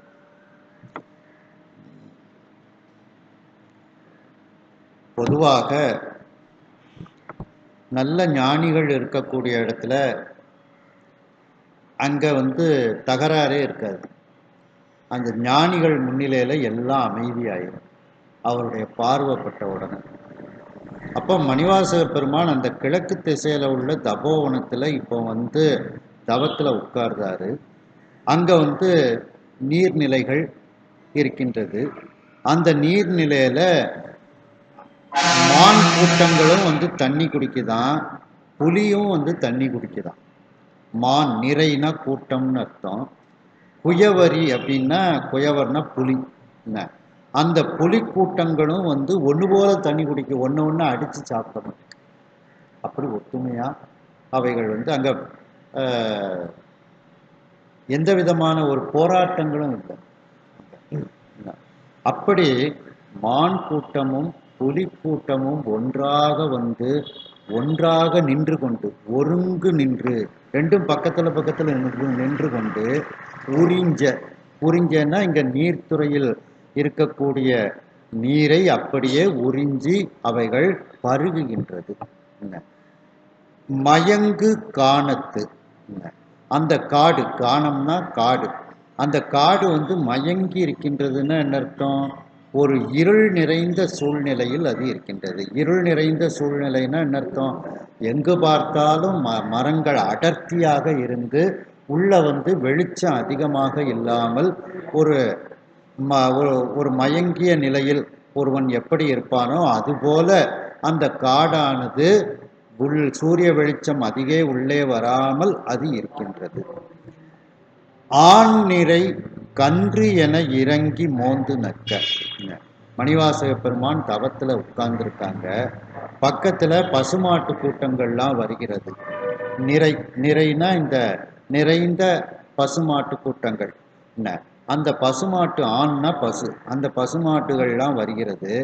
அந்த பசுமாடு வந்து தன்னுடைய கன்று தான் இப்படி உட்கார்ந்துருக்கு அப்படின்னு மணிவாசக பெருமானை நினைச்சு, நம்முடைய குழந்தை தான் கன்றுக்குட்டி தான் இப்படி உட்கார்ந்துருக்குன்னு நினைச்சு அந்த மணிவாசக பெருமான் மீது இரக்கம் கொண்டு மணிவாசக பெருமான அந்த பசு கூட்டங்கள்லாம் மோந்து பார்க்குது. மோந்து பார்த்துட்டு அப்படியே அன்பின் காரணமாக நக்கி விட இருக்கின்றது. அப்படி அந்த பசு கூட்டங்களெல்லாம் தன்னுடைய கன்றுதான் இப்படி உட்கார்ந்திருக்கின்றது என்று அதன் மீது மணிவாசக பெருமான் மீது இரக்கம் கொண்டு அந்த மணிவாசக பெருமானை மோந்து நக்கி கொண்டு அவைகள் இருக்கின்றது. ஆனந்த அருள் கண்ணீரை இப்ப மணிவாசக பெருமானினுடைய கண்ணிலிருந்து ஆனந்தத்தின் காரணமாக அருள் கண்ணீர் அப்படியே வெளியே வருகின்றது. அப்ப மணிவாசக பெருமானுடைய கண்ணிலிருந்து ஆனந்தத்தின் காரணமாக அருள் கண்ணீர் வெளியே வருகின்றது. அந்த அருள் கண்ணீரை அந்த காட்டில் நிறைந்து இருக்கக்கூடிய பறவை கூட்டங்கள், கான் நிறை புல்னா பறவை, அந்த காட்டில் கான்னா காடு, அந்த காட்டில் நிறைந்து இருக்கக்கூடிய அந்த பறவை இனம்னா கூட்டம், அந்த பறவை கூட்டங்கள்லாம் அந்த கண்ணீரை போய் பருகுகின்றதாம். ஏன்னா இடைவிடாமல் கண்ணீர் வந்து கொண்டே இருக்கின்றது. கண்ணீர் வந்து கொண்டே இருப்பதனால் அந்த கண்ணீரை போய் அந்த பறவை கூட்டங்கள் அப்படியே குடிக்குதான் பருக. கருணை நெடுங்கடல் இருக்கும் காட்சி போல, ஒரு கருணையே ஒரு மிகப்பெரிய கடலாக அங்கே இருப்பது போல மணிவாசக பெருமான் இருக்கின்றாராம். அந்த கருணைக்கு ஒரு உருவமாக அது ஒரு மிகப்பெரிய கடலாக இருக்கக்கூடிய ஒரு காட்சியை போல மணிவாசக பெருமான் அங்கே இருக்கின்றாராம். அதாவது மணிவாசக பெருமான் கருணையின் உருவமாக இருக்கின்றார். அந்த கருணையும் எப்படிப்பட்ட கருணை? குறை கருணை இல்லை, நெடுங்கடல் போன்ற கருணை. என்ன அப்படி கருணாகரன் அப்படின்னு அர்த்தம். ஆகரம்னா பிறப்பிடம்னு அர்த்தம், கருணாகரன்னா கருணைக்கு பிறப்பிடம் அப்படின்னு அர்த்தம். அப்போ அந்த கருணாகரனை போல மணிவாசக பெருமான் அங்கே இருக்கின்றார். இதுல கந்தர் அனுபூதியில முருகப்பெருமானை சொல்லும் போதும் கருணாகரனே அப்படின்பாங்க. அப்படி கருணைக்கு இடமாக காட்சி கொடுத்து கொண்டு அமர்ந்து இருக்கின்றார் மணிவாசக பெருமான்.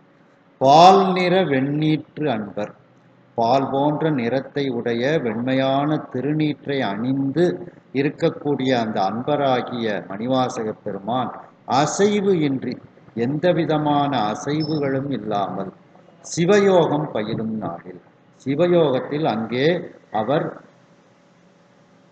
திளைத்து கொண்டு அவர் இருக்கின்றார். அப்போ இந்த மான் கூட்டம் புலிக்கூட்டம் வர்றதும் அவருக்கு தெரியல. ஏன்னா அவர் தான் அசைவு இல்லாமல் இருக்கிறார். சரி, இது வந்து கண்ணால் பார்ப்பது ஒன்றும் தெரியலை, ஆனால் கண்ணு முழிச்சுக்கிட்டு தான் இருக்கு. கண்ணு யாரை மட்டும் பார்த்துட்டு இருக்கு? சிவபெருமானை மட்டும் பார்த்துட்டு இருக்கு. அடுத்து பார்த்தீங்கன்னா இந்த பசுமாடு வந்து மேலே முட்டுது, லேசாக அது தடவி கொடுக்கும்போது லேசாக ஒரு பிரக்ஞை வரத்தானே செய்யும், ஒரு அசைவு வரத்தானே செய்யும். அந்த அசைவும் இல்லாமல் இருக்கிற அந்த பசுமாடு வந்து மோந்து நக்கி கொண்டு அது பக்கத்தில் இருக்குது. ஆனால் இவர் எந்த விதமான அசைவும் இல்லாமல் இருக்கின்றார். அவர் கண்ணிலிருந்து கண்ணீர் வருது. அந்த கண்ணீரை குடிக்கிறதுக்கு பறவைகள்லாம் அவர் மேலே உட்கார்ந்து அந்த கண்ணீரை குடிக்குது. அப்போ பறவைகள் மேலே உட்காரும்போது அது ஒரு உணர்ச்சி ஏற்படத்தான் செய்யும். அதுவும் அவருக்கு தெரியலை. அப்படி அந்த வால்மீகி முனிவர் மாதிரி அவர் வன்மீகம் அப்படின்னா புத்துன்னு அர்த்தம். அந்த திருவொற்றியூரில் சுவாமிக்கு பேரே வன்மீகநாதர்னுட்டு புற்றிடம் கொண்டார்னு பேர். திருவாரூர்லேயும் அவருக்கு அப்படி பேர். அப்போ அந்த வால்மீகி முனிவர் தவத்தில் இருக்கும்போது மேலே புத்துக்கள்லாம் வந்துட்டான். புத்து மூடி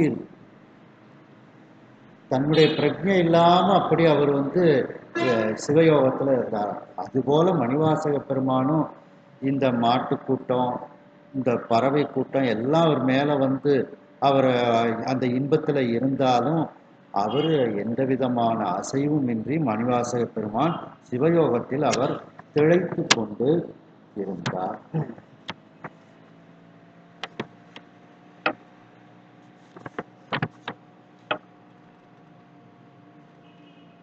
சிவபெருமான் குறிகளை கடந்த ஒப்பற்ற கூத்தனாக இருக்கின்றார். குணங்களை கடந்த ஒப்பற்ற கூத்தனாக இருக்கின்றார்.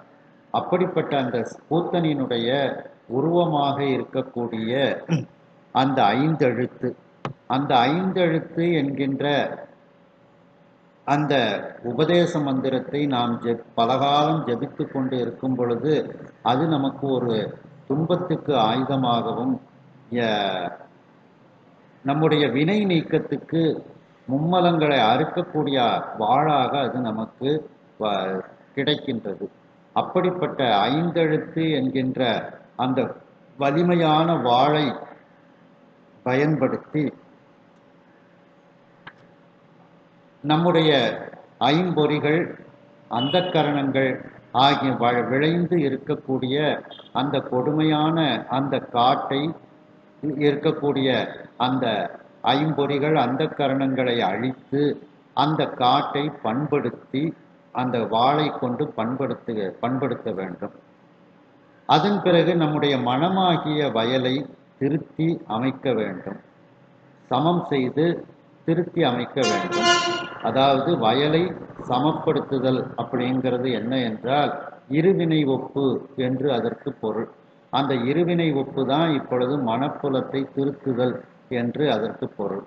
அதன் பிறகு அந்த நிலத்தை புனிதம் செய்து புனிதமாக ஆக்கி அந்த நிலத்தில் பஞ்சகவ்யம் போன்றவற்றை கொண்டு வருண நீரை கொண்டு புனிதம் செய்ய வேண்டும். அதன் பிறகு அந்த நிலத்தில் எங்கும் நீக்கமர நிறைந்து இருக்கக்கூடிய சிவமாகிய அந்த விதையை விதைக்க வேண்டும். அந்த விதை விதைத்து வரும் பொழுது அதனோடு நம்முடைய அறிவும் சேர்ந்து பசுபோதமும் சேர்ந்து களையாக வளர்ந்து நிற்கும். பசுபோதம் தனியாக உயர்ந்து வளர்ந்து நிற்கும். அந்த பசுபோதமாகிய நம்முடைய இந்த உயிர் கூட்டங்களினுடைய அறிவாகிய அந்த களையை களைய வேண்டும், பிடுங்கி எறிய வேண்டும். அதன் பிறகு அந்த வயலில் அருளாகிய நல்ல நீரை அந்த வாய்க்கால்களில் அந்த நிலக்கால்களில் பாய்க்க வேண்டும். அப்படி பாய்த்து வரும்பொழுது அதில் ஒரு மேலான ஆனந்த அமுது நமக்கு கிடைக்கும். அந்த ஆனந்த அமுது எப்படி இருக்கும்? ஞான வடிவாக விளைந்து ஒப்பற்ற மேலான ஆனந்தமாக அந்த சித்ரூபனாக இருக்கக்கூடிய சிவபெருமான் அமுதாக அங்கே விளைந்து இருப்பான். அந்த அமுதத்தை அருந்தி கொண்டு மணிவாசக பெருமான் அந்த தபோவனத்தில் தவம் செய்து கொண்டு இருந்தார். அந்த தபோவனத்தில் நீர்நிலைகள் இருந்தது. அந்த நீர்நிலையில் மான் கூட்டங்களும் புலி கூட்டங்களும் ஒன்றாக வந்து அவைகள் எந்த விதமான சண்டையிட்டு கொள்ளாமல் அந்த நீர்நிலையில் இருக்கக்கூடிய நீரை உறிஞ்சி குடித்து கொண்டு அவைகள் இருந்தன. அந்த காடானது அடர்த்தியான வனமாக, இருள் உள்ளே புக முடியாத ஒரு காடாக அது இருந்தது. அந்த காட்டில் நிறைந்து இருக்கக்கூடிய பசு கூட்டங்கள் எல்லாம் அங்கே தவத்தில் இருக்கக்கூடிய மணிவாசக பெருமானை தன்னுடைய கன்றுக்குட்டியோ என்று நினைத்து அந்த மணிவாசக பெருமானுக்கு பக்கத்தில் சென்று அவர் மீது இரக்கம் கொண்டு அந்த மணிவாசக பெருமானை மோந்து பார்த்து நக்கி கொண்டு இருந்தன. மேலும் மணிவாசக பெருமானினுடைய கண்களிலிருந்து ஆனந்த அருள் கண்ணீரானது வழிந்து கொண்டே இருக்கின்றது. அந்த கண்ணீரை அந்த காட்டில் நிறைந்து இருக்கக்கூடிய அந்த பறவை கூட்டங்கள் எல்லாம் வந்து அந்த கண்ணீரை பருகி கொண்டு அவைகள் பசியாறி கொண்டு இருந்தது. மேலும் அந்த மணிவாசக பெருமான் கருணையே ஒரு மிகப்பெரிய கடலாக இருப்பது போல கருணை கடலாக கருணாகரனாக மணிவாசக பெருமான் அங்கே தவத்தில் இருந்து காட்சி கொடுத்து கொண்டு இருக்கின்றார்.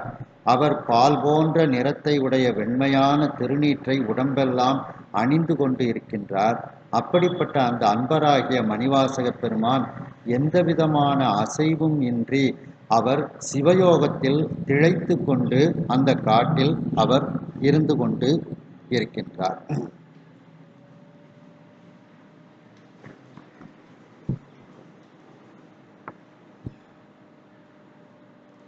இந்த கண்ணீரை சொல்லும் பொழுது ஆண்டாளம்மா சங்கிட்ட பாஞ்ச சன்னியத்திட்ட கேட்பான். என்ன அப்படின்னா, நீ பெருமாளுக்கு பக்கத்தில் இருக்கிற, ரொம்ப நெருக்கத்தில் இருக்கிற, கையில் இருக்கிற அந்த பெருமாள் மீது கற்பூர வாசனை வீசுமோ, கற்பூர வாசனை இருக்குமோ எனக்கு சொல்ல, எனக்கு தெரியல, நீ சொல்லு அப்படின்னுட்டு. கமலப்பூ நாருமோ, தாமரைப்பூ வாசம் இருக்குமோ அப்படின்னு சொல்லிட்டு அந்த பெருமாள் வாயில வச்சு உன்னை ஊதுறாருல, அப்போ அந்த எச்சில் எப்படி இருக்கும், அது ஒரு வாசனையாக இருக்குமோ அப்படின்லாம் கேள்வி கேட்பான் அந்த அம்மா. நீ எனக்கு எடுத்து சொல்லு அப்படின்ட்டு அந்த பதியத்தை பாடிட்டு அந்த பதியத்துக்கு பலன் சொல்லும்போது என்ன சொல்லுவாங்க அப்படின்னா, இந்த பதியத்தை பாடுறவங்க பெருமாளுக்கு அணுக்கராக ஆவார்கள்னு சொல்லுவாங்க. கடைசியில் அணுக்கரே அப்படின்னு முடிப்பாங்க. அணுக்கர்னா அணுக்க தொண்டர் அப்படின்ட்டு சொல்லுவோம். ஏன்னா சங்கும் அதுதான் சாலோக சாமீப சாரூப சாயுச்சியம்ங்கிறதுல சாமீபம்ங்கிற பதவி. சங்கு பெருமாளுக்கு சமீபத்தில் இருக்கு, பக்கத்தில் இருக்கு. அதே மாதிரி இந்த பதிகத்தை பாடுறவங்க பெருமாளுக்கு பக்கத்தில் போய் இருப்பாங்க, அணுக்கரே அப்படின்ட்டு அந்த பதிகத்துக்கு பலன்னு சொல்லுவாங்க. அது மாதிரி இந்த மணிவாசக பெருமான் கண்ணிலிருந்து வரக்கூடிய அந்த கண்ணீரையும் இந்த பறவைகள்லாம் பருகி கொண்டு இருக்குதான். அந்த சங்கு அந்த எச்சில் எப்படி இருக்கும், அது சுவையாக இருக்குமா, அது வாசனையாக இருக்குமா, அந்த திருமால் தன்னுடைய வாயினால் அதை வச்சு ஊதுறாரு அப்படின்னுட்டுலாம் அந்த அம்மா சந்தேகம் கேட்கும். பாண்டிசேரி 4000 திவ்ய பிரபந்தம் ஒரு ரசனையா, அதையும் நம்ம படித்து பார்க்கணும். புத்தர் சிலர், அதாவது பேர் தான் வேற பேர் வச்சிருக்காங்க, அவங்க திருமால்னு பேர் வச்சிருக்காங்க, அவ்வளோதான். நம்ம சிவன்னு பேர் வச்சிருக்கோம். தத்துவ ரீதியாக கொஞ்சம் சிக்கல்கள் இருந்தாலும் தமிழ் மொழிங்கிற இதில் அந்த பாடல்களெல்லாம் ரசிக்கணும். புத்தர் சிலர் இலங்கையினும் போந்து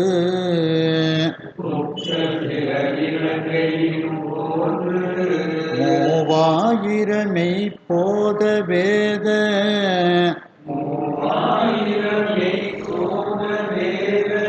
வித்தகரோடு 7 நாள் வரையறுத்து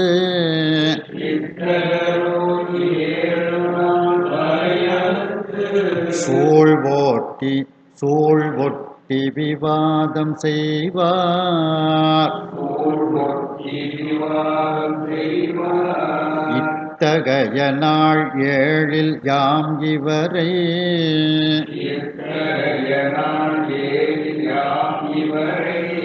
வேறும் எனும் எண்ணம் பூண்ட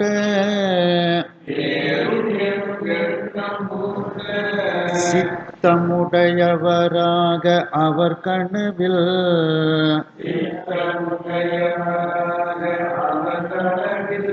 எழுந்தருளி தேவதேவர்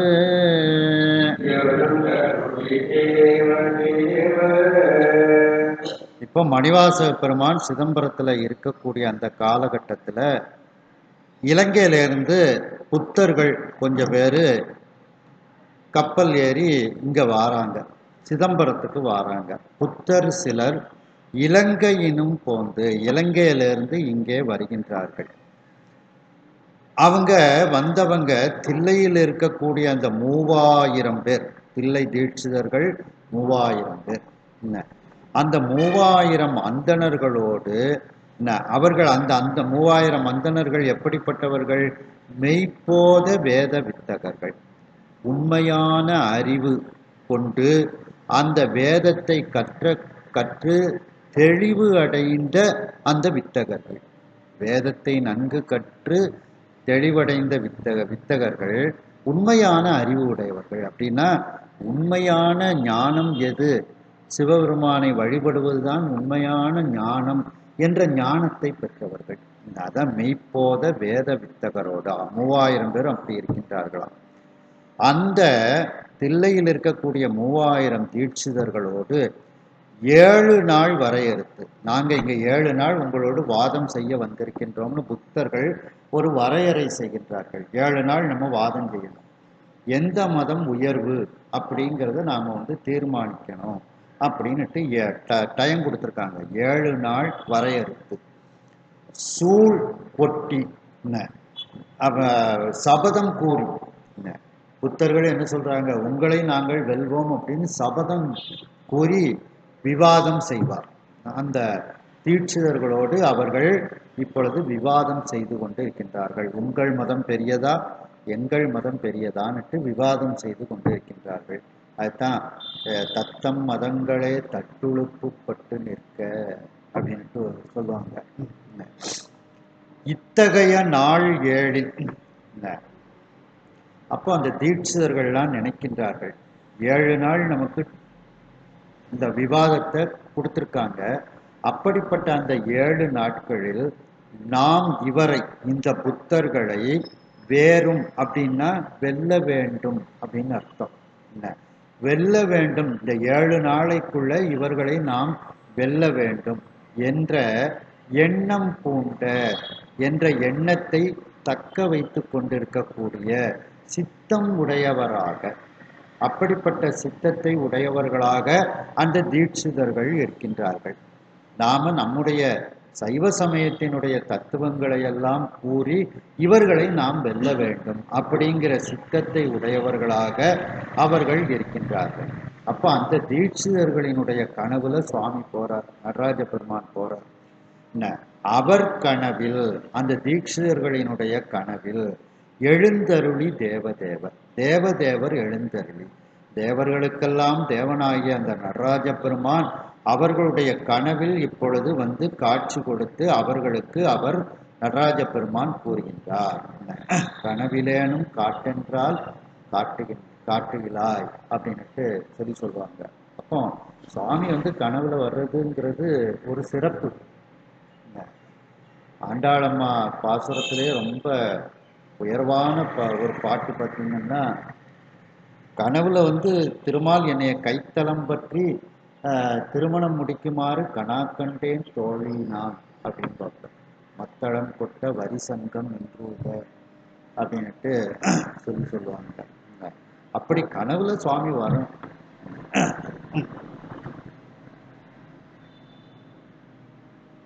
அப்ப இந்த தீட்சிதர்கள் கனவுல இப்ப சுவாமி அவர்களுக்கு எடுத்து கூறுகின்றார். வாத ஊரனை விடுத்து வாது செய்வேர் வாத ஊரனை விடுத்து வாது செய்வீர் என விழித்து மறையோர் அந்த என விழித்து மறையோர் அந்த போத வேதியரை வனம் புகுந்து அழைத்தார் போத வேதியரை வனமுகந்து அழைத்தார் அப்போது பொதுவில் ஆடும் அப்போது பொதுவில் ஆடும் வேதநாயகன் பணித்த வழி நின்றார் வேதநாயகன் பணித்த வழி நின்றார் எதிர் மறுப்ப மீண்டு போந்து மறுப்ப மீண்டு போது காதர ஆகுலம் மூழ்கி இருந்தார் காதர ஆகுளம் மூழ்கி இருந்தார் முத்தழல் நிமிர்த்து கலியை காய்வார் முத்தழல் நினைத்து கழியை காய்வார் அதுல முத்து அழல்னு இருக்கு, அதை முத்தழல்னு சேர்த்துக்கிறாங்க. பூவை அடிச்சு விட்டுட்டு முத்தழல் அப்படின்னு சேர்த்து. வாத ஊரனை விடுத்து வாது உடனே கனவுல போய் அந்த தீட்சர்கள் கனவுல சொல்றாங்க, இந்த கிழக்கு திசையில அந்த காட்டுல திருவாத ஊரர்னு ஒரு பெரிய ஒரு இறையருள் பெற்றவர் இருக்கிறாரு, அவரை நீங்கள் இங்கே அழைத்து வந்து இவர்களோடு வாதம் புரிய செய்வீர்களாக என்று கனவுல சொல்லிட்டு போயிட்டார். என விழித்து உடனே அந்த தீட்சர்களுக்கெல்லாம் விழிப்பு வந்து விடுகிறது. கனவு முடிஞ்ச உடனே விழிப்பு வந்து விடுகிறது. மறையோர் அந்த அந்த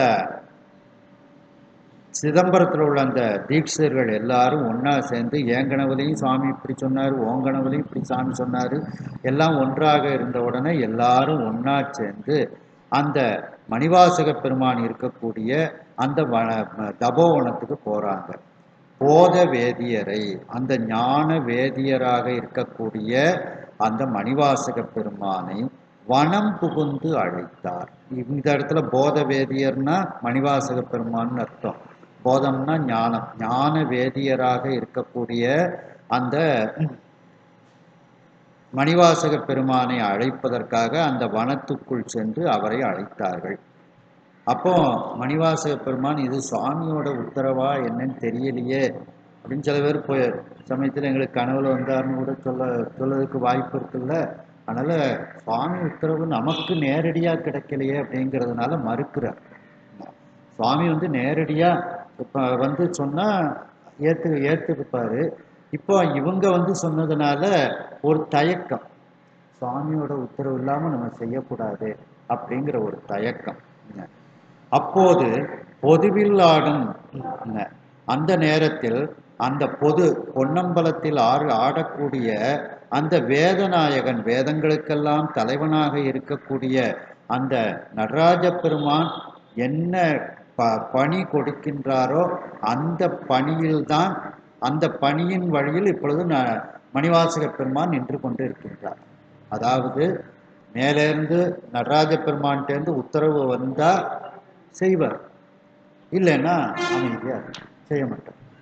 அதான் இதுல சொல்லும்போது சித்தாந்தத்துல நம் செயல் அற்று இந்த நாம் அற்றபின் நாதன் செயல்தானே உந்தி என்று உந்தி பெற, தன்னையே தந்தான் என்று உந்தி பெற.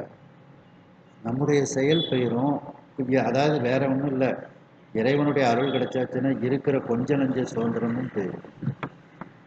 அது வரைக்கும் கொஞ்சம் சுதந்திரம் இருக்கும், அதுக்கப்புறம் அதுவும் போயிடும்.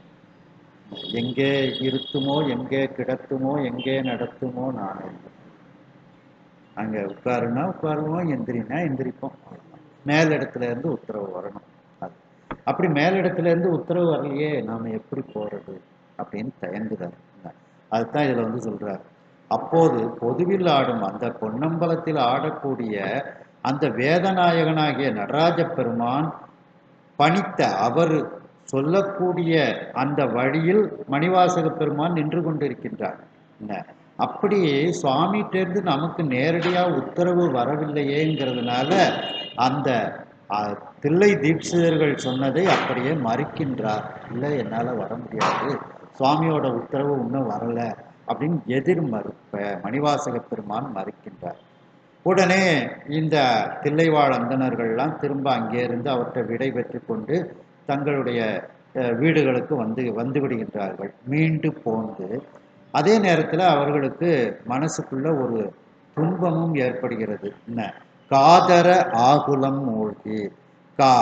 ஆகுலம்னா துன்பம்னு அர்த்தம், காதரம்னா அச்சம். இந்த அச்சம் தரக்கூடிய ஒரு துன்பத்தில் அவர்கள் மூழ்கி இருக்கின்றார்கள். ஏன்னா மாற்று சமயத்தவர்கள் போட்டிக்கு அழைக்கிறாங்க, நாம் வெற்றி பெறணும், நம்முடைய உண்மை சமயமாக இருந்து கொண்டு நாம் வெற்றி பெற வேண்டும் அப்படிங்கிறதுனால ஒரு அச்சம் தரக்கூடிய அரசனோட வேற வந்திருக்காங்க. அவங்க இலங்கையினுடைய மன்னனோட வேற வந்திருக்காங்க. அப்போ அந்த அச்சம் தரும் துன்பத்தில் அந்த தில்லை மூவாயிரவர்களும் மூழ்கி இருக்கின்றார்கள். அந்த தில்லை மூவாயிரவர்கள் எப்படிப்பட்டவர்கள்? தினந்தோறும் முத்தியை வளர்த்து, கேவலாக்கினி கார்க பத்தியம் அப்படின்னுட்டு 3 தீ இருக்கின்றது. அந்த முத்தியை வளர்த்து, முத்தழல் அப்படின்னா 3 நெருப்பு, அதை நிமிர்த்து அப்படின்னா வளர்த்துன்னு அர்த்தம். வளர்த்து, அதாவது நெருப்பு கீழே இருக்கு, அதை பற்ற வைக்கும்போது அது மேலே நிமிர்ந்து வரும். அதனால நிமிர்த்து அப்படின்னா நெருப்பை வளர்த்து அப்படின்னு அர்த்தம். நெருப்பை வளர்த்து கலியை காய்வார். கலினா துன்பம்னு அர்த்தம். துன்பத்தை நீக்கக்கூடியவர்கள், வேள்விகள் செய்து தங்களுக்கு வரக்கூடிய துன்பத்தை நீக்கக்கூடியவர்களாக இருக்கக்கூடிய அந்த தில்லை தீட்சிதர்கள் இப்பொழுது அவரவர்கள் வீட்டில் இருந்து கொண்டு அந்த அச்சம் தரக்கூடிய துன்பத்தில் மூழ்கி கொண்டு அவர்கள் மீண்டும் தங்களுடைய வீட்டில் ஓய்வெடுத்து கொண்டு அவர்கள் இருக்கின்றார்கள். இந்த பிரச்சனையை எப்படி சமாளிக்க போறோம் அப்படிங்கிற ஒரு எண்ணத்தோடு அவர்கள் இருக்கின்றார்கள். புத்தர்கள் சிலர், இலங்கை அரசனும் புத்த மதத்தை தழுவி கொண்டிருக்கின்றான். அந்த இலங்கை அரசனோடு புத்தர்கள் சிலர் இலங்கையிலிருந்து அவர்கள் சிதம்பரத்திற்கு வந்து சேருகின்றார்கள்.